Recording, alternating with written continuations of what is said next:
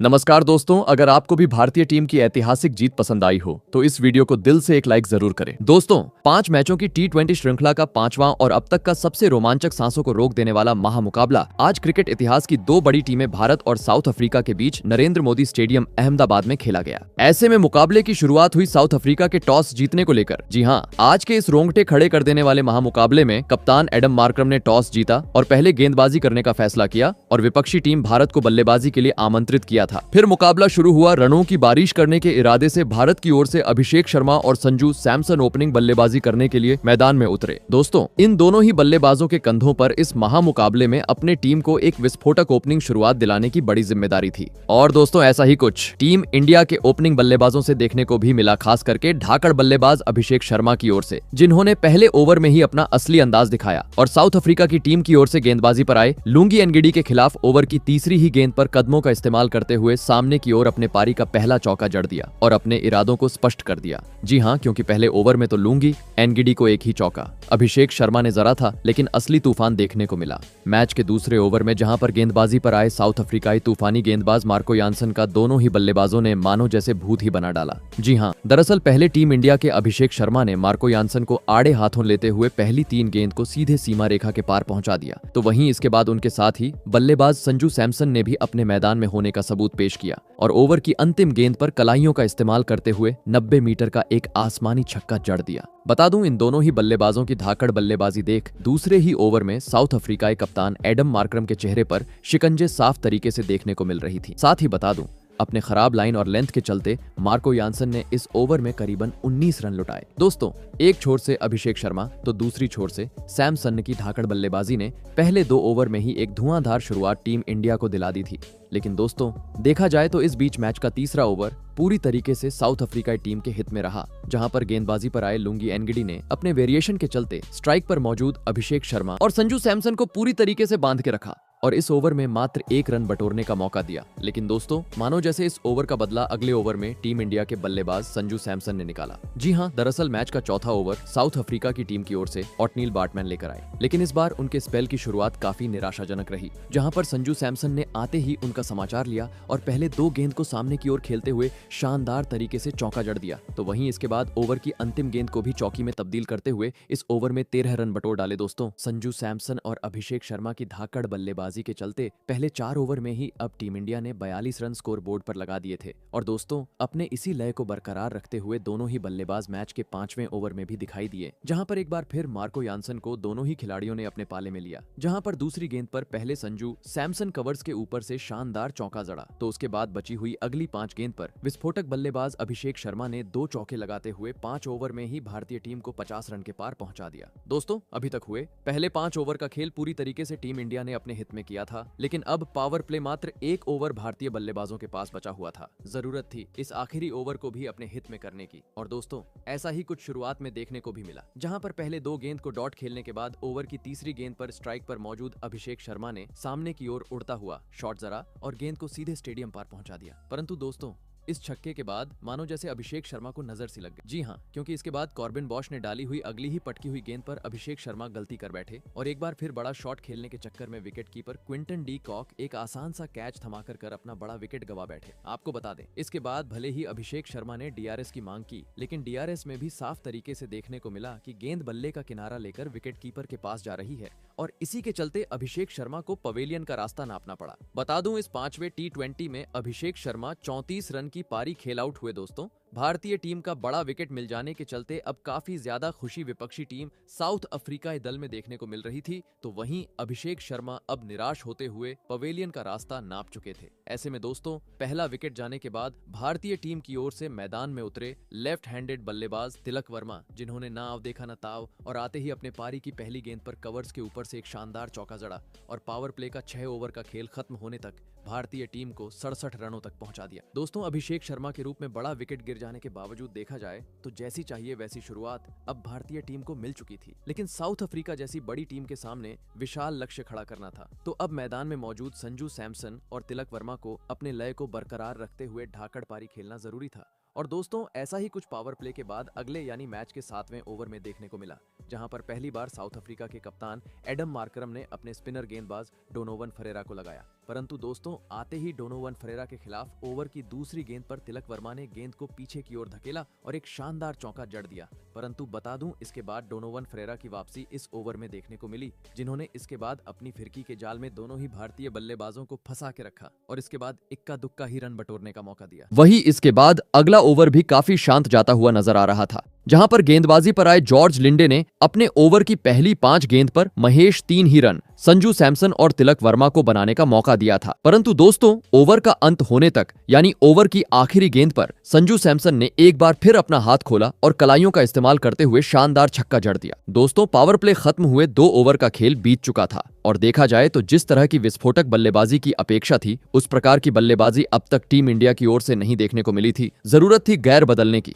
और दोस्तों ऐसा ही देखने को मिला। मैच के अगले यानी 9वें ओवर में जहां पर गेंदबाजी पर आए साउथ अफ्रीका स्पिनर गेंदबाज डोनोवन फरेरा का आते ही स्ट्राइक पर मौजूद लेफ्ट हैंडेड बल्लेबाज तिलक वर्मा ने स्वागत किया और पहले सामने की ओर उड़ता हुआ चौका जड़ा, तो वहीं इसके बाद अपने निराले अंदाज में स्वीप शॉट जड़ते हुए गेंद को सीमा रेखा के पार पहुंचा दिया। दोस्तों अभिषेक शर्मा के विकेट गिर जाने के बाद देखा जाए तो एक खूबसूरत साझेदारी सैमसन और तिलक वर्मा के बीच देखने को मिल रही थी, जो हर खराब गेंद पर जोरदार प्रहार करते हुए समय समय पर अब कभी चौका तो कभी छक्का बटोरते जा रहे थे। परंतु दोस्तों तभी मैच के 10वें ओवर में टीम के लिए शानदार पारी खेल रहे संजू सैमसन अपना धैर्य खो बैठे और गेंदबाजी पर आए जॉर्ज लिंडे की पहली घूमती हुई गेंद को समझ नहीं पाए और सीधा क्लीन बोल्ड होते हुए अपना कीमती विकेट गवा बैठे। आपको बता दे संजू सैमसन 22 गेंद में 37 रन की एक धुआंधार पारी खेल आउट हुए। दोस्तों संजू सैमसन के विकेट गिर जाने के साथ ही अब टीम इंडिया के दोनों ही ओपनिंग बल्लेबाज पवेलियन का रास्ता नाप चुके थे, जिसे देख एक तरफ जहां भारतीय प्रशंसकों में सन्नाटा था तो वहीं दूसरी ओर साउथ अफ्रीका के खिलाड़ी अब जश्न मनाते हुए मैदान पर नजर आ रहे थे। ऐसे में दोस्तों 2 बड़े बल्लेबाज जाने के बाद अब टीम इंडिया की ओर से मैदान में उतरे खुद कप्तान सूर्य कुमार यादव। बता दूं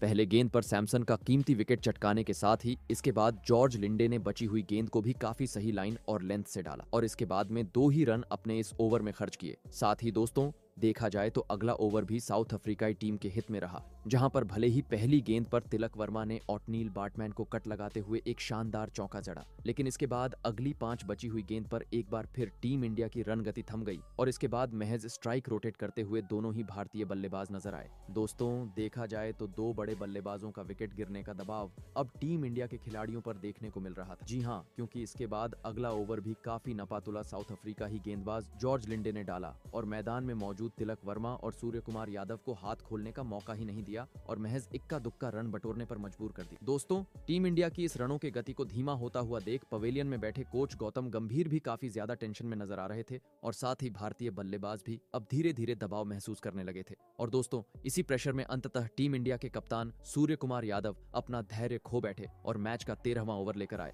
कॉर्बिन बॉश के खिलाफ ओवर की पहली ही गेंद पर सामने की ओर बड़ा शॉट खेलने के चक्कर में डेविड मिलर को एक आसान सा कैच थमाकर पवेलियन का रास्ता नाप लिया। आपको बता दें सूर्य कुमार यादव ने आज एक बार फिर भारतीय प्रशंसकों को निराश किया और महज 5 रन बनाकर पवेलियन लौट गए। दोस्तों अचानक से अब बीते हुए पिछले 3-4 ओवर से साउथ अफ्रीकाई टीम इस मुकाबले में वापसी करते हुए नजर आ रही थी, क्योंकि रनों पर अंकुश लगाने के साथ साउथ अफ्रीका टीम ने अब भारतीय टीम को एक बड़ा झटका दे दिया था। ऐसे में 3 प्रमुख बल्लेबाज पवेलियन लौट जाने के बाद अब टीम इंडिया की ओर से मैदान में उतरे विस्फोटक बल्लेबाज हार्दिक पांड्या, जिन्होंने आते ही आतंक मचा डाला और अपने पारी की पहली ही गेंद पर कदमों का इस्तेमाल करते हुए सामने की ओर जोरदार छक्का जड़ दिया। तो वहीं इसके बाद अगली गेंद पर बेहतरीन फुल शॉट जड़ते हुए लगातार दूसरे गेंद को चौके में तब्दील कर डाला। बता दूं हार्दिक पांड्या ने विकेट गिरने का दबाव खुद पर बिल्कुल नहीं आने दिया था और कहते हैं ना खरबूजे को देखकर खरबूजा रंग बदलता है, और ऐसा ही कुछ ओवर की आखिरी गेंद पर देखने को मिला, जहां पर तिलक वर्मा ने भी खुद पर से दबाव हटाया और बेहतरीन कलाइयों का इस्तेमाल करते हुए और एक चौका टीम इंडिया के खाते में जोड़ लिया। दोस्तों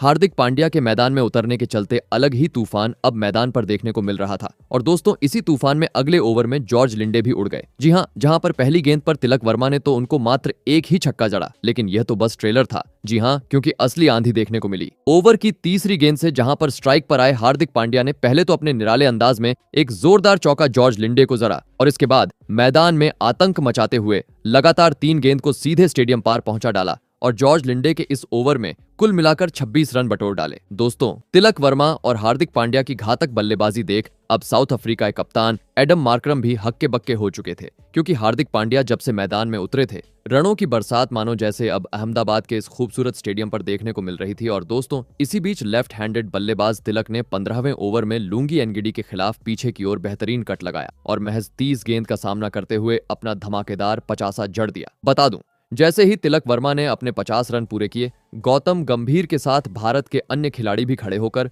उनके लिए तालियां बजाते हुए नजर आए, क्योंकि तिलक वर्मा की घातक बल्लेबाजी के चलते अब टीम इंडिया एक विशाल स्कोर की ओर अग्रसर होना शुरू हो चुकी थी। लेकिन अब दोस्तों, टीम इंडिया के पास महज अंतिम 5 ओवरों का खेल बचा हुआ था। जरूरत थी इन आखिरी 5 ओवर में भी चौको छक्कों में डील करते हुए अपने लय को बरकरार रखने की। परंतु दोस्तों, देखा जाए तो मैच 16वां ओवर साउथ अफ्रीका की टीम ने अपने हित में किया, जहां पर गेंदबाजी पर आए मार्को यानसन ने धुआंधार फॉर्म में नजर आ रहे तिलक वर्मा और हार्दिक पांड्या को पूरी तरीके से बांध के रखा और मात्र इक्का दुक्का रन बटोरने का मौका दिया। परंतु दोस्तों, यह टीम इंडिया के बल्लेबाज थे जो कहां रुकने वाले थे। जी हां, क्योंकि मैच का 16वां ओवर शांत रहने के बाद मैच के 17वें ओवर में एक बार फिर हार्दिक पांड्या ने अपना रुद्र रूप अपनाया और गेंदबाजी पर आए कॉर्बिन बॉश की धज्जियां उड़ा डाली और इस ओवर में एक जोरदार चौका और साथ ही 2 आसमानी छक्के जड़ते हुए महज 16 गेंद में अपना तूफानी 50 साउथ अफ्रीका की टीम के खिलाफ जड़ दिया। बता दूं, जैसे ही हार्दिक पांड्या ने अपने 50 पूरे के पूरा स्टेडियम भारत भारत के नारों से गूंज उठा, क्योंकि इस 50 के साथ ही अब टीम इंडिया ने 200 रनों का आंकड़ा भी पार कर लिया था और अभी भी टीम इंडिया के पास अंतिम 18 गेंद का खेल बचा हुआ था, जिस कारण एक विशाल लक्ष्य स्कोरबोर्ड पर लगना तय था। भले इस बीच मैच के 18वें ओवर में हार्दिक पांड्या ने मात्र एक चौका जड़ा,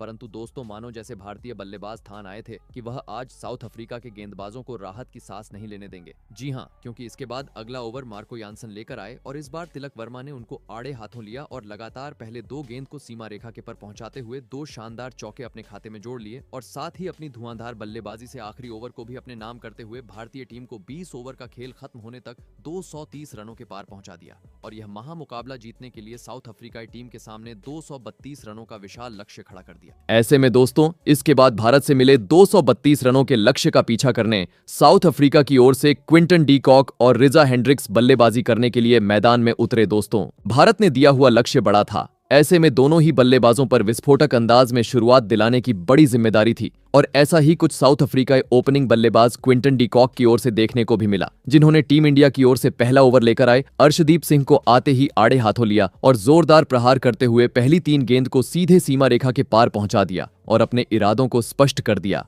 जी हां, बता दूं, हमेशा टीम इंडिया को एक शानदार शुरुआत दिलाने वाले अर्शदीप सिंह ने अपने खराब लाइन और लेंथ के चलते इस ओवर में करीबन 13 रन लुटाए। दोस्तों, पहले ओवर में टीम इंडिया के तूफानी गेंदबाज अर्शदीप सिंह काफी महंगे साबित हुए, जिस कारण दूसरे ही ओवर में कप्तान सूर्या ने गेंदबाजी में अपने स्पिनर गेंदबाज वॉशिंगटन सुंदर को लगाया। परंतु दोस्तों, वॉशिंगटन सुंदर को गेंद थमाने का फैसला देखा जाए तो सूर्या का पूरी तरीके से गलत साबित हुआ। जी हां, क्योंकि वॉशिंगटन सुंदर के आते ही साउथ अफ्रीका दूसरे ओपनिंग बल्लेबाज रिजा हेंड्रिक्स ने उनका स्वागत किया और ओवर की तीसरी ही गेंद पर बैकफुट पंच करते हुए अपने पारी का पहला चौका जड़ दिया। बता दूं, भले ही चौका खाने के बाद वॉशिंगटन सुंदर ने इस ओवर में वापसी की और इसके बाद बची हुई गेंद पर साउथ अफ्रीकाई बल्लेबाजों को इक्का दुक्का ही रन बनाने का मौका दिया, लेकिन दोस्तों, मानो जैसे यह तूफान के पहले की शांति थी। जी हां, क्योंकि इसके बाद मैच के तीसरे ओवर में एक बार फिर साउथ अफ्रीकाई बल्लेबाजों का आतंक मैदान पर देखने को मिला, जहां पर क्विंटन डी कॉक ने एक बार फिर टीम इंडिया के तेज गेंदबाज अर्शदीप सिंह को टारगेट किया और ओवर की पहली ही गेंद पर सामने की ओर एक आसमानी छक्का जड़ दिया। तो वहीं इसके बाद बची हुई 5 गेंद पर 3 जोरदार चौके जड़ते हुए इस ओवर को भी साउथ अफ्रीका की टीम के हित में लाकर खड़ा कर दिया। बता दूं, अर्शदीप सिंह आज काफी ज्यादा महंगे भारतीय टीम के लिए साबित हो रहे थे, क्योंकि अब तक किए हुए 2 ओवर में वह कुल 35 रन खर्च कर चुके थे, जिसे देख काफी ज्यादा टेंशन में अब टीम इंडिया के कप्तान सूर्य कुमार यादव मैदान पर देखने को मिल रहे थे। और दोस्तों, इसी टेंशन को बढ़ाया एक बार फिर क्विंटन डी कॉक ने, जिन्होंने मैच के चौथे ओवर में एक बार फिर अपना हाथ खोला और गेंदबाजी पर आए वॉशिंगटन सुंदर के खिलाफ क्रीज से पीछे हटकर ऑफ साइड की और 101 मीटर का आसमानी छक्का जड़ दिया और 4 ओवर के भीतर ही टीम को 50 रन के पार पहुंचा दिया। दोस्तों, अब तक हुए पहले 4 ओवर में अर्शदीप सिंह और वॉशिंगटन सुंदर काफी ज्यादा महंगे साउथ अफ्रीका की टीम के खिलाफ साबित हुए थे, जिस कारण पहला बदलाव अब टीम इंडिया की ओर से देखने को मिला, जहां पर मैच का 5वां ओवर लेकर आए T20 के सबसे बेहतरीन गेंदबाज जसप्रीत बुमराह, जिन्होंने आते ही भले ही खराब लाइन और लेंथ के चलते बाएं के रूप में 5 रन गंवाए, लेकिन इसके बाद बुमराह की ओर से काफी बेहतरीन गेंदबाजी मैदान पर देखने को मिली, जिन्होंने इसके बाद अपने ओवर में साउथ अफ्रीका के बल्लेबाजों को पूरी तरह बांध के रखा और एक भी बड़ा शॉट खेलने का मौका नहीं दिया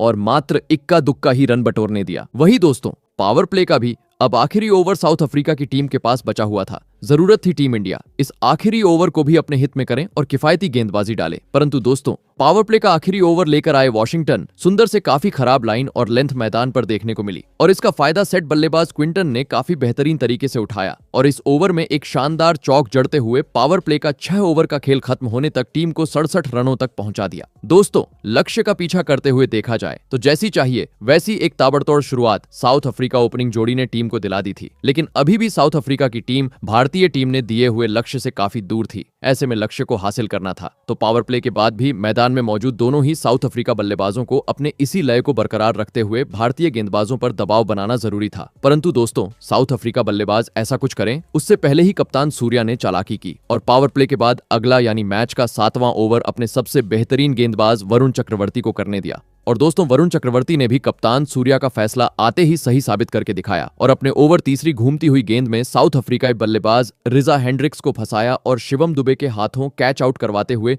विपक्षी टीम को इस मुकाबले का पहला झटका दे दिया। आपको बता दें, रिजा हेंड्रिक्स इस मुकाबले में 12 गेंद 13 रन की काफी खराब पारी खेल आउट हुए। दोस्तों, साउथ अफ्रीका टीम का पहला बड़ा विकेट मिलने के चलते काफी ज्यादा खुशी अब टीम इंडिया के खिलाड़ी और साथ ही पवेलियन में बैठे कोच गौतम गंभीर के चेहरे पर झलकती हुई नजर आ रही थी। ऐसे में दोस्तों, पहला विकेट गिर जाने के बाद अब साउथ अफ्रीकाई टीम की ओर से मैदान में उतरे विस्फोटक बल्लेबाज डेवॉल्ट ब्रेविस। बता दूं, इस ओवर में वरुण चक्रवर्ती ने विकेट तो झटका और साथ ही अपनी बेहतरीन गेंदबाजी के चलते मात्र 3 ही रन खर्च किए। वही दोस्तों, अगला ओवर भी काफी शांत रहा, जहां पर गेंदबाजी पर आए वॉशिंगटन सुंदर ने अपने स्पेल के चौथे ओवर में काफी तुल्ली गेंदबाजी डाली और क्विंटन डी कॉक और नए बल्लेबाज डेवॉल्ट ब्रेविस को महज स्ट्राइक रोटेट करने का मौका दिया। दोस्तों, पावर प्ले के बाद अचानक से अब साउथ अफ्रीकाई टीम का रन रेट नीचे की ओर जाता हुआ नजर आ रहा था, क्योंकि पावर प्ले के बाद इन 2 ओवर में यानी 12 गेंद में अब तक साउथ अफ्रीका टीम मात्र 15 ही रन बटोरने में सफल हो पाई थी। इस कारण अब एक बार फिर टीम इंडिया अपने गेंदबाजी के दम पर इस मुकाबले पर पकड़ मजबूत करती हुई नजर आने लगी थी। परंतु दोस्तों, तभी दबाव ज्यादा बढ़े उससे पहले ही अगले ओवर में सेट बल्लेबाज डिकॉक ने अपने मैदान में होने का सबूत पेश किया और वरुण चक्रवर्ती के खिलाफ पहले सामने की ओर एक आसमानी छक्का जड़ा, तो वहीं इसके बाद एक जोरदार चौका लगाते हुए 30 गेंद में इस महामुकाबले में अपना तूफानी 50 पूरा कर डाला।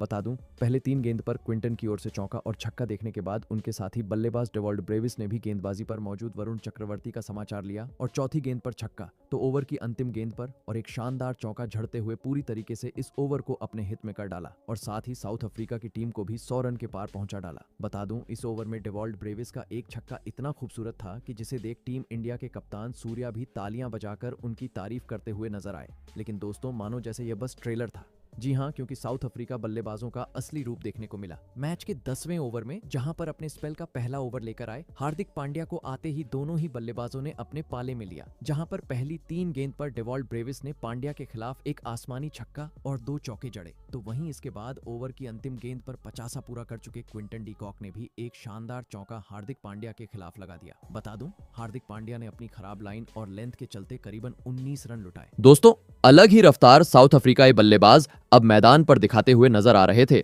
और जिसे देख टीम इंडिया के कोच गौतम गंभीर के चेहरे पर भी टेंशन साफ तरीके से देखने को मिल रही थी और साथ ही भारतीय प्रशंसकों ने भी अब अपने सिर पकड़ लिए थे। मुकाबले में वापसी करनी थी तो किसी भी हाल में अब इस जोड़ी को तोड़ना टीम इंडिया के लिए आवश्यक हो चुका था और दोस्तों, अंततः यह काम करके दिखाया। मैच का 11वां ओवर लेकर आई टीम इंडिया के सबसे बेहतरीन गेंदबाज जसप्रीत बुमराह ने, जिन्होंने आते ही अपनी करिश्माई गेंदबाजी में टीम इंडिया के लिए खतरा साबित होते जा रहे डी कॉक को फंसाया और कोर्ट एंड बोल्ड करते हुए भारतीय टीम को इस मुकाबले का एक बड़ा विकेट हासिल कर दिया। आपको बता दें, क्विंटन डी कॉक 35 गेंद में 65 रन की आतिशी पारी खेल आउट हुए। दोस्तों, क्विंटन डी कॉक के रूप में एक बड़ी मछली जाल में फंसने के चलते काफी ज्यादा खुशी अब जसप्रीत बुमराह और साथ ही टीम इंडिया के खिलाड़ियों के चेहरे पर नजर आ रही थी, तो वहीं दूसरी ओर अब साउथ अफ्रीकाई दल में सन्नाटा छा चुका था। ऐसे में दोस्तों, 2 महत्वपूर्ण बल्लेबाज पेवेलियन लौट जाने के बाद अब साउथ अफ्रीकाई टीम की ओर से मैदान में उतरे ढाकड़ खिलाड़ी डेविड मिलर, जिन्होंने आते ही बुमराह के खिलाफ बड़े शॉट खेलने का प्रयास तो किया, लेकिन घातक गेंदबाजी के सामने इस ओवर में डेविड मिलर एक भी बड़ा शॉट नहीं खेल पाए और महज इसके बाद 1 ही रन बटोर पाए। और दोस्तों, कहते हैं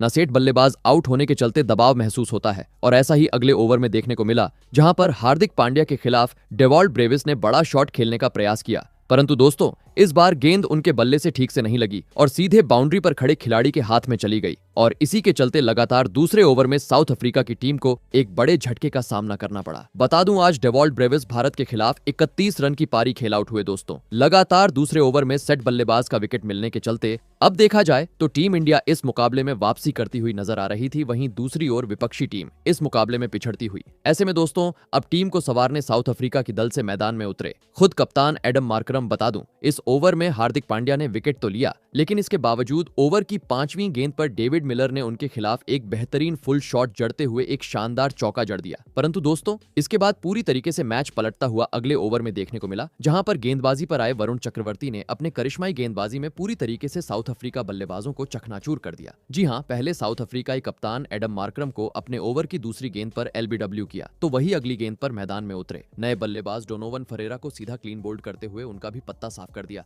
आपको बता दें, एडम मार्करम जहां 6 रन बनाकर आउट हुए, तो वहीं दूसरी ओर डोनोवन फरेरा आज अपना खाता भी नहीं खोल सके। दोस्तों टीम इंडिया की करिश्माई गेंदबाजी के सामने एक वक्त बेहतरीन स्थिति में नजर आ रही साउथ अफ्रीका की टीम अब पूरी तरीके से बिखर चुकी थी, क्योंकि अब तक 150 रन स्कोर बोर्ड पर नहीं लगे थे और आधा बल्लेबाजी क्रम साउथ अफ्रीका की टीम का पवेलियन का रास्ता नाप चुका था। इसे देख काफी ज्यादा सन्नाटा अब साउथ अफ्रीका इस दल में था। ऐसे में समय दोस्तों 5 महत्वपूर्ण बल्लेबाज पवेलियन लौट जाने के बाद अब मैदान में उतरे जॉर्ज लिंडे। परंतु दोस्तों जॉर्ज लिंडे कुछ कमाल कर पाए उससे पहले ही अगले ओवर में और एक बड़े झटके का सामना साउथ अफ्रीकाई टीम को करना पड़ा, जहां पर गेंदबाजी पर आए अर्शदीप सिंह ने इस बार अपने तूफानी गेंदबाजी में साउथ अफ्रीका टीम के आखिरी उम्मीद डेविड मिलर को अपने जाल में फंसाया और बड़ा शॉट खेलने पर मजबूर करते हुए विकेटकीपर संजू सैमसन के हाथों कैच आउट करवा डाला और साउथ अफ्रीका ही टीम को और मुश्किल में डाल दिया। आपको बता दे, डेविड मिलर आज टीम के लिए मात्र 18 ही रन बन पाए। दोस्तों अंतराल समय से विकेट गिर जाने के चलते अब साउथ अफ्रीकाई टीम पूरी तरीके से इस मानो जैसे बाहर हो चुकी थी, क्योंकि अब आखिरी 30 गेंद में साउथ अफ्रीका की टीम को लगभग 76 रनों की जरूरत थी।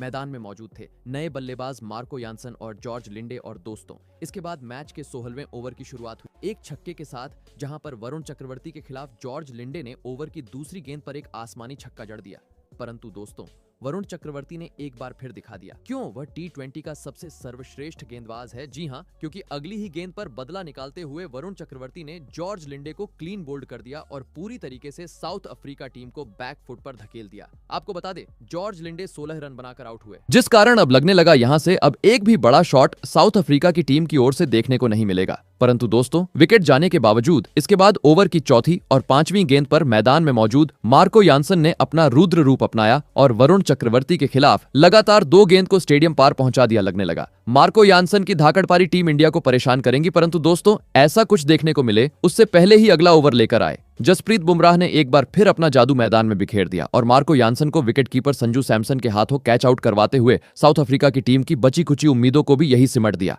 आपको बता दें, मार्को यानसन 14 रन की पारी खेल आउट हुए दोस्तों। इस एक क्रिकेट में पूरी तरीके से साउथ अफ्रीकाई टीम को इस मुकाबले से बाहर कर दिया था, क्योंकि अब बची हुई 18 गेंद पर साउथ अफ्रीका टीम को 52 रनों की जरूरत थी, जो यहां से हो पाना काफी ज्यादा मुश्किल थे। और दोस्तों इसी के चलते अंततः भारतीय टीम ने पहले बल्लेबाजी और इसके बाद घातक गेंदबाजी के दम पर इस 5वें T20 मुकाबले को 30 रन के अंतर से अपने नाम कर लिया और साथ ही श्रृंखला में भी जीत हासिल कर ली। तो दोस्तों आपको कैसी लगी हमारी ये वीडियो, कमेंट करके जरूर बताइएगा। धन्यवाद।